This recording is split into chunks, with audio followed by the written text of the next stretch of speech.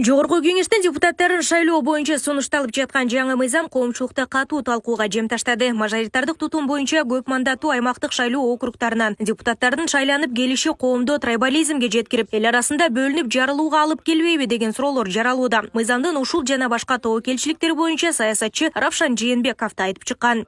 Бул 30 округка бөлүү мына ушул жердешчилик, трайбализмди, регионализмди күчөтө турган механизм болуп эсептелет.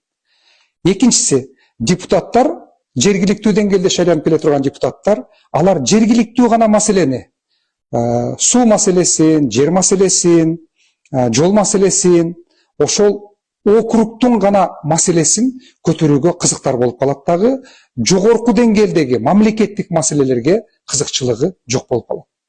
Бул көз караш, бул механизм бизди мамлекет улут катарында бир топ жыл артка тартып коет деген көз карашым бар.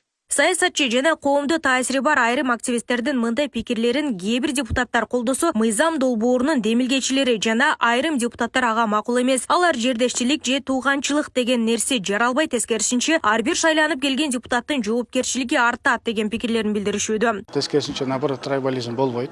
Анткени билесиздер, азыр анча-мынча андай нерсе ачык айтылып атат. Кайсы бир партия аттарын атап эле коеюн, өзүнүн списогуна көбүнчөсү бир региондон киргизип алган. Эмне үчүн ал только ошол региондон киргизет? Керек болсо башка бир камтылбаган региондор бар. Эмне үчүн ал региондор камтып кеткен эмес? Бир мандаттан келгендин баары эле Кыргызстан бөлүнүп кетсин дебейт. Барыбыз бирдей көздөп атабыз. Мен деле бүгүн Баткен боюнча маселени көтөрдүм. Баткендеги оштук депутаттар көл нарын чүй боюнча көтөрүп атат. Жок, ал эми болбогон сөз да. Мына бүгүнкү күнү биз бир мандаттуу округтан 36 депутат отурабыз. Бүгүнкү күнү эмне өзүнүн эле округун карап атат, ошол эле мамлекеттик деңгээлде иш алып барып атат ар бир депутат, туурабы? Ошондой эле да ал баягы партияда жүрүп, партиянын жетекчилеринин сөзү да бул.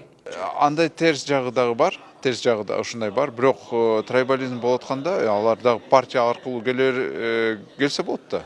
Туурабы?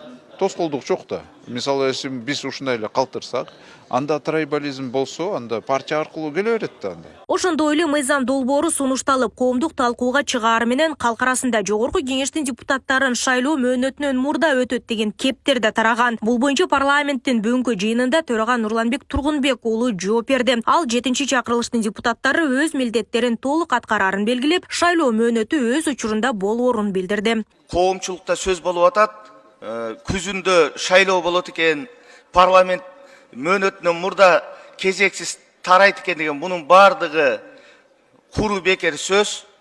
Эч кандай шайлоо мөөнөтүнөн мурда болбойт. Баса белгилегим келет.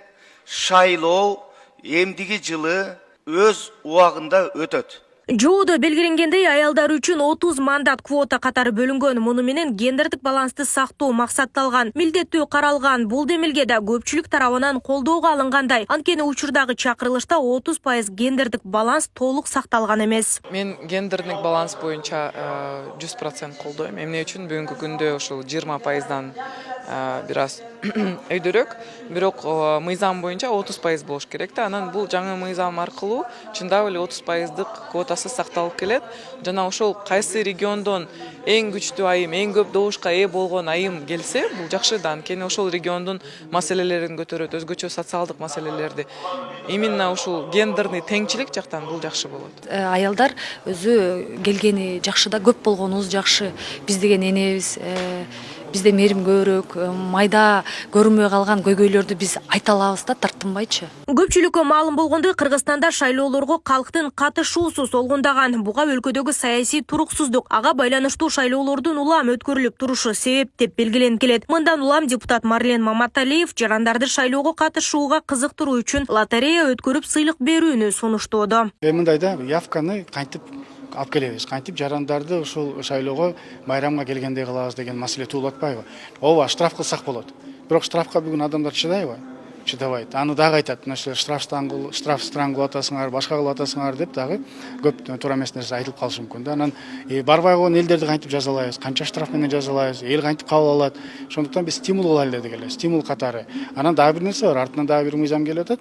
Бул жөн эле лотерея бир ой болуп атты эле, экинчи ой, анда келиңиздер, баягы банктарда кредит алганда черный списокко түзүп калышы мүмкүн. Ошол сыяктуу бир такыр өзүнүн граждандык укуктарын аткарбаган, милдеттерин аткарбагандарга мүмкүн ушул сыяктуу бизден мамлекеттен берген льготалар да, бул баарынан эмес, льготалардан эмне үчүн алат анда? Ал эмне бал менен тең укуктуу боло алат. Ушул сыяктуу нерселер каралып атат.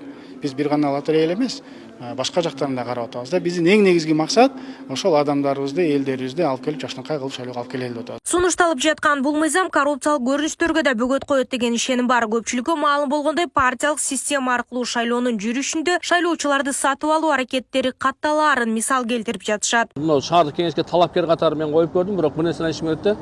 Азыркы жаңы кабыл алып аткан коомдукка чыккан талкуу менен азыркынын айырмасы кечээги шайлоо.